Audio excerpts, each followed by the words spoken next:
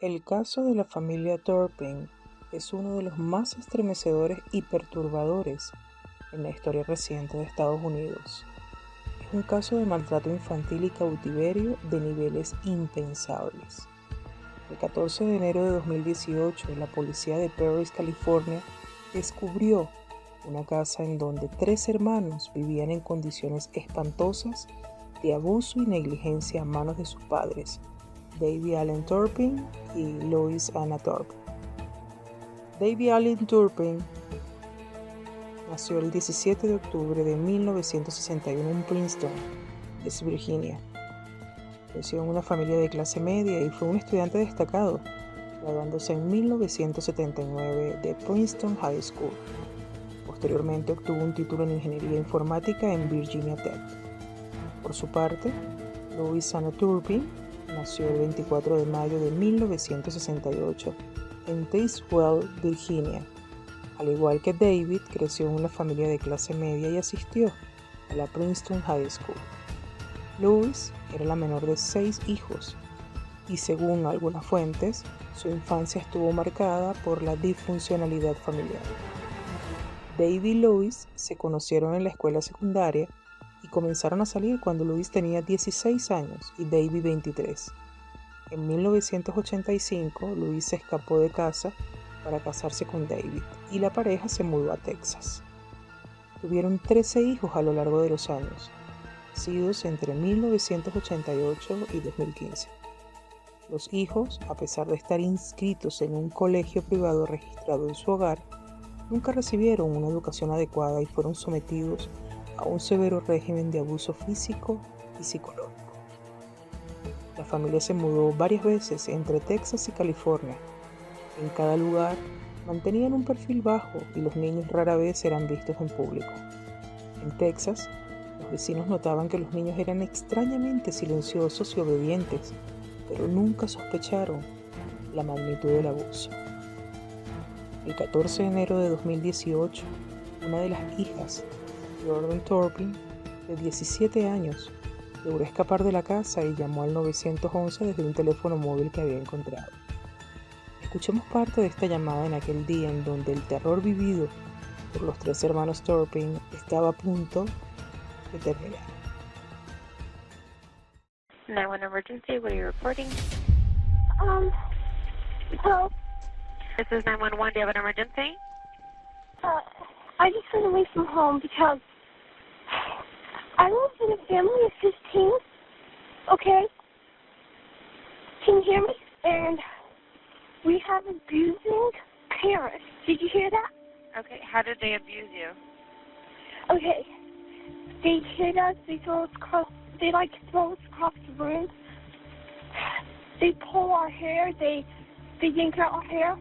I have my 2 little sisters right now are chained up. Okay, how old are you? I'm 17. What's your name?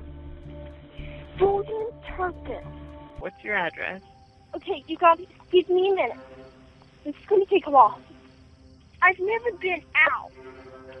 I don't go out much, so I don't know anything about the streets or anything.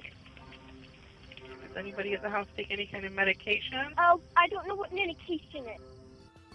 Cuando los agentes llegaron para auxiliar a la joven, estaba tan desnutrida que inicialmente los oficiales creyeron que tenía alrededor de 10 años. En su llamada describió las terribles condiciones en las que vivían ella y sus hermanos. Cuando la policía llegó a la casa de los Turpin, encontró a los 12 niños encadenados a sus camas, desnutridos y viviendo en condiciones deplorables. Los niños, que tenían entre 2 y 29 años, estaban tan malnutridos que algunos tenían dificultades para hablar y caminar. En el informe policial había un párrafo que destacó y llamó bastante la atención, el cual decía: la casa estaba sucia y maloliente. Los niños estaban encadenados a sus camas, algunos con cadenas y candados. No había comida accesible y los niños parecían haber sido privados de cuidados básicos por años. Los niños Turpin eran sistemáticamente privados de alimentos y agua. A menudo se les daba de comer una vez al día y en ocasiones podían pasar días sin recibir ningún tipo de alimento. La comida era escasa y de mala calidad, lo que resultó en un estado de desnutrición severa. Los padres dejaban comida a la vista, como pasteles y otros alimentos, lo hacían con la intención de tentar a los niños. Si alguno de ellos intentaba tomar un bocado, era severamente castigado. Este método de tortura psicológica intensificaba su sufrimiento. Muchos de los niños eran encadenados a sus camas durante largos periodos. A veces permanecían encadenados durante meses sin ser desatados, lo que les impedía moverse libremente o incluso ir al baño. Los niños a menudo eran confinados en habitaciones oscuras sin acceder a la luz natural. El aislamiento extremo agravaba su sufrimiento psicológico, privándolos de cualquier interacción social o estímulo externo. Rara vez se les permitía bañarse. Algunos de ellos no se habían bañado en meses, lo que resultaba en un estado de suciedad extrema. Sus cuerpos estaban cubiertos de suciedad y sus ropas eran usadas durante semanas o meses sin ser lavadas. Cuando se les permitía bañarse, los tiempos eran estrictamente controlados.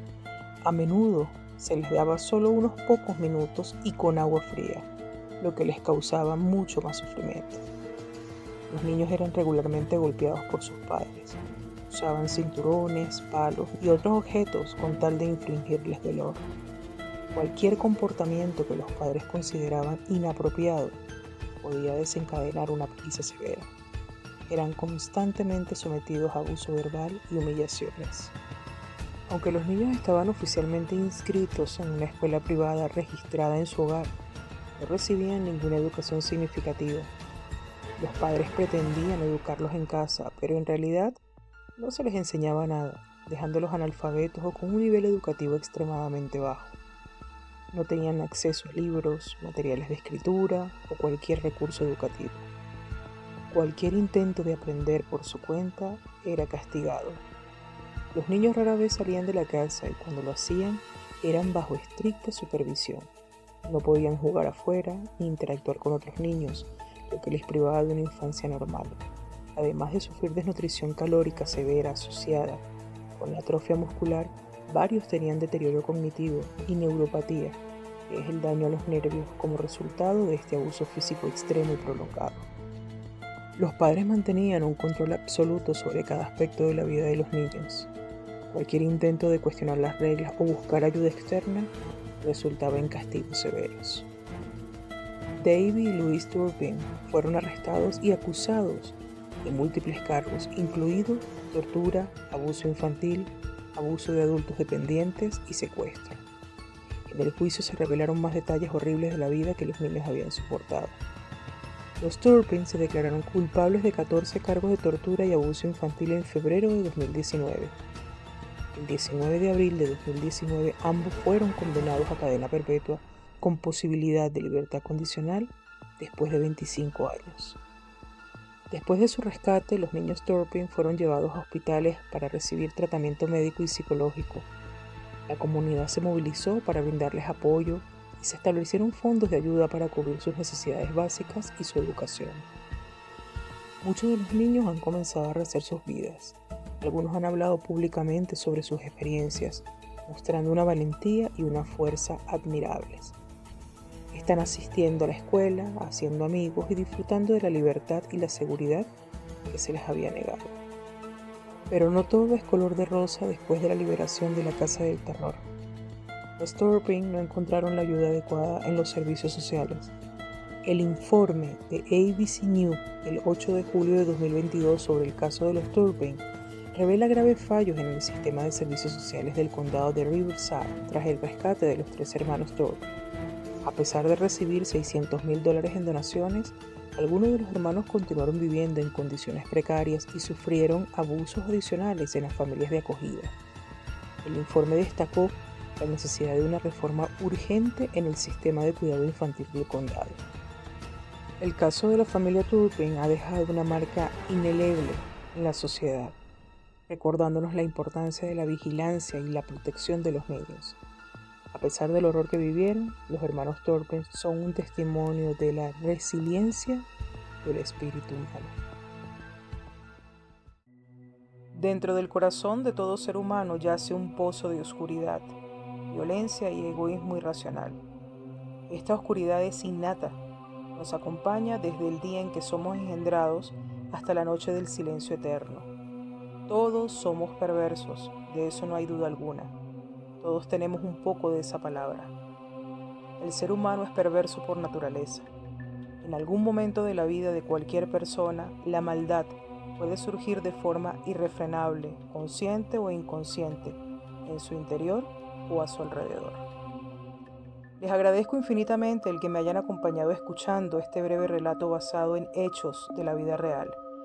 No se olviden de darle like si el video les gustó y de suscribirse para el que lo desee hacer. Será hasta una próxima oportunidad en donde seguiremos adentrándonos en lo más profundo de las mentes perversas. Muchas gracias a todos.